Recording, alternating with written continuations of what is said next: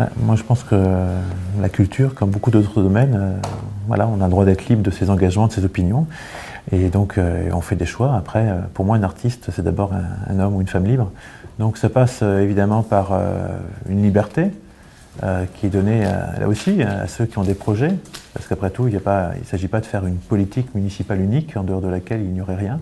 Il faut aussi de l'initiative, qui est l'initiative des artistes ou de promoteurs d'initiatives culturelles. Il faut qu'on ait un peu des pépinières culturelles de ce point de vue-là. Il faut qu'on respire. Moi, je ne veux pas être prescripteur en matière culturelle. Je veux qu'il y ait de la culture pour tous. C'est ma seule ambition. Et pour ça, il faut des moyens pour chacun. Je me suis beaucoup battu aussi comme conseiller municipal d'opposition pour que le label scène nationale soit maintenu. Nouvelle scène, j'estime que c'est quelque chose en effet très intéressant, le CAMJ aussi. Voilà, vous parliez tout à l'heure du CNAR. Pour moi, le CNAR, il est adossé à la scène nationale. Il faut trouver le moyen dont ça va se développer. Quand je parle en effet des usines Boineau, c'est pas pour dire que le CNAR n'a plus sa place à Niort, c'est pour dire qu'on peut peut-être faire. Enfin, le CNAR n'a pas forcément besoin de s'installer en zone inondable. Et en effet, permettre aux usines Boineau de retrouver un lustre et un attrait. Pour moi, les usines Boineau, c'est un pôle qui doit être pour la détente. Pour le tourisme, c'est la porte du Marais Poitevin. Et pour la culture, je veux la renforcer par contre.